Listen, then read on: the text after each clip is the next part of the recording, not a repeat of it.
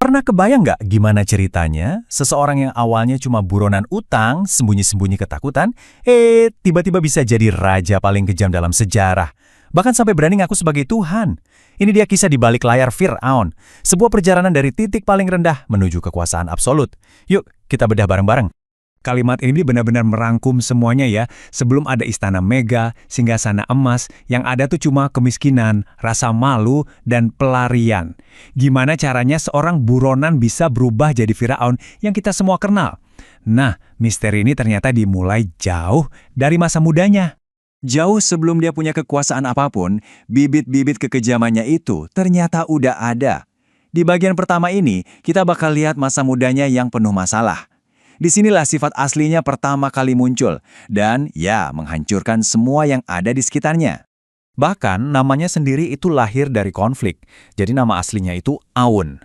Dia ini amak yang susah banget diatur, kasar, sampai suatu hari ibunya saking marahnya mau bunuh dia. Akhirnya Aun kabur dari rumah.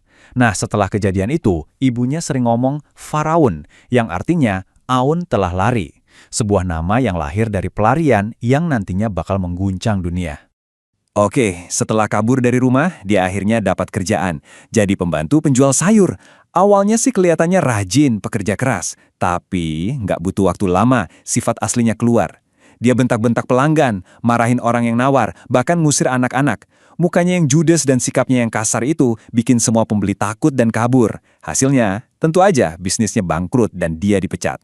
Ini pelajaran penting pertamanya, dia nyalain pelanggan, bukan dirinya sendiri. Dan disinilah kuncinya, kegagalan itu sama sekali nggak bikin dia mikir atau introspeksi diri. Malah sebaliknya, itu jadi pembenaran buat pandangan dunianya yang udah bengkok. Dia mikir, bukan dia yang salah, tapi dunia ini yang terlalu lembek. Keyakinan sesat inilah yang jadi kompas moralnya. Dunia itu harus ditaklukkan dengan kekerasan, bukan dilayani dengan kebaikan. Sekarang, kita lihat gimana titik terendahnya justru melahirkan sebuah ide yang jenius sekaligus jahat banget. Setelah dipecat, hidupnya makin hancur. Dan dari keputusasaan inilah lahir sebuah skema yang bakal mengubah nasibnya selamanya. Kegagalannya numpuk terus. Dia coba buka bisnis sendiri, tapi ya siapa yang mau beli? Reputasinya udah jelek banget. Akhirnya dia terlilit utang ke rentenir, dikejar-kejar penagih pajak, sampai dia cuma bisa ngumpet di rumah kayak pengecut. Tiap pintu yang tertutup malah mendorong dia buat cari jalan yang sama sekali baru. Jalan yang nggak butuh kebaikan atau persetujuan orang lain. Ujung-ujungnya, dia kabur lagi. Kali ini, jadi buronan beneran.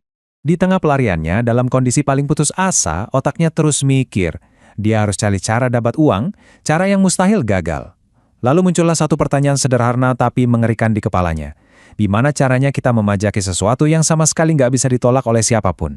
Jawabannya adalah kematian. Dia sadar satu hal, setiap hari pasti ada orang yang meninggal. Dan setiap keluarga pasti harus menguburkan jenazah mereka. Nggak ada pilihan, nggak bisa ditawar, nggak bisa ditolak. Ini adalah celah yang sempurna. Dan inilah skema briliannya yang super jahat. Dia berdiri di gerbang pemakaman dan malakin setiap keluarga yang lagi berduka. Coba deh pikirin, ini cerdik banget. Dia nggak jualan produk, tapi dia memonopoli sebuah kebutuhan yang absolut dan nggak bisa dihindari, yaitu kedukaan. Dia memeras orang-orang di titik terlemah mereka. Dan dari penderitaan itulah, dia membangun kekayaan pertamanya. Nah, sekarang kita masuk ke babak yang paling nggak masuk akal dalam ceritanya. Biasanya kan kalau orang berbuat jahat, ujung-ujungnya dihukum. Tapi buat Firaun, kejahatannya itu justru jadi tiket emas menuju kekuasaan yang sah. Tapi ya namanya serakah, pasti ada aja apesnya.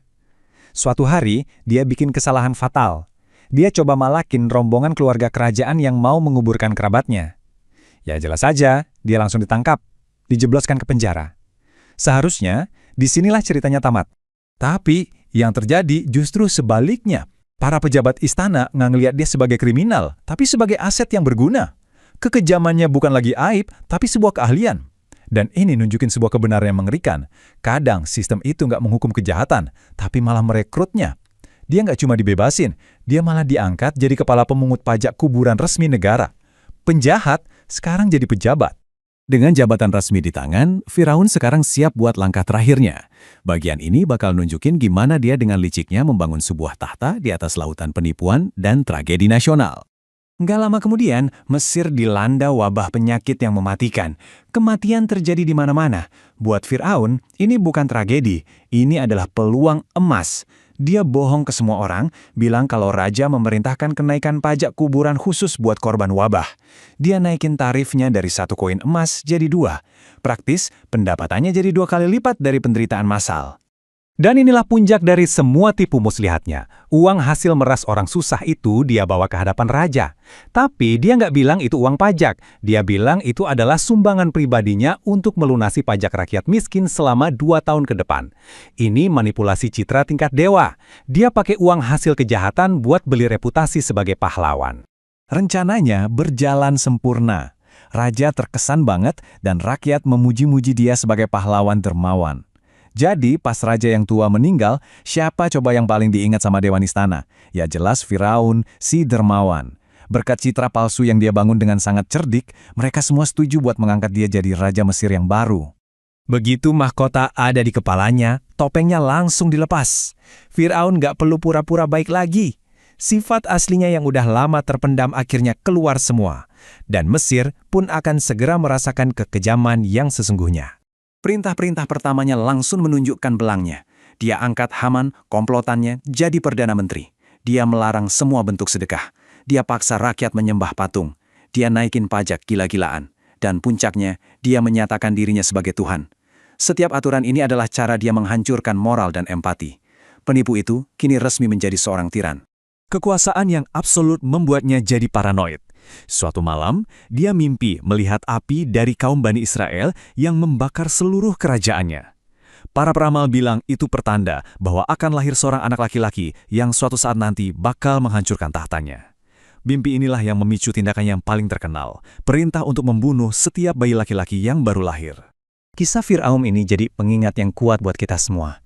Kekuasaan yang dibangun di atas kebohongan, tipu daya, dan penderitaan orang lain itu pada dasarnya rapuh. Mungkin kelihatannya kuat dan tak terkalahkan, tapi fondasinya itu busuk dan cuma tinggal nunggu waktu aja untuk hancur.